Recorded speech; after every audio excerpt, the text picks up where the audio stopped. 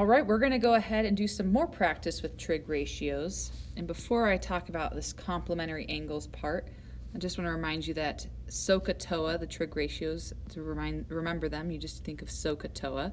So sine is opposite over hypotenuse, cosine is adjacent over hypotenuse, and tangent is opposite over adjacent. So SOHCAHTOA. Okay.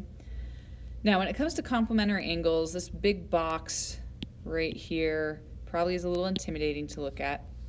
So let me explain it in layman's terms. So let's say I have this triangle. Let's say this is 5, this is 3, and this is 4. I've just made up some side lengths. And let's say I was trying to find, let's pretend this was like 22 degrees. Let's just say 20 degrees to make it easy.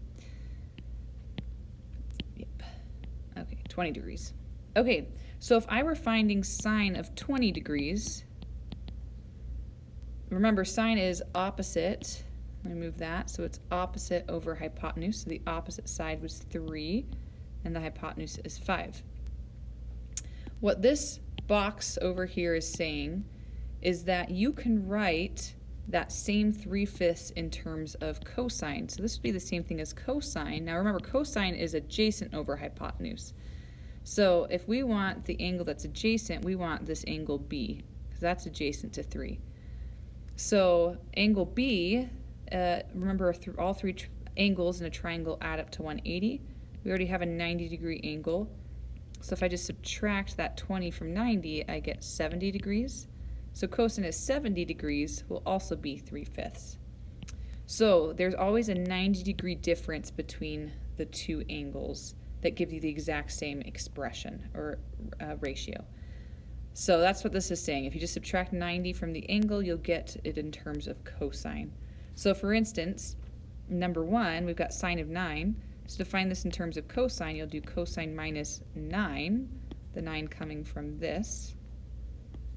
And, cosine of 90 minus 9, and 90 minus 9 is 81 degrees. And you can keep it in parentheses, or you can get rid of the parentheses after you subtract. So same thing for the next one.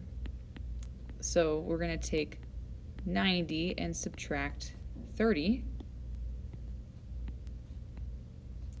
And 90 minus 30 is 60 degrees.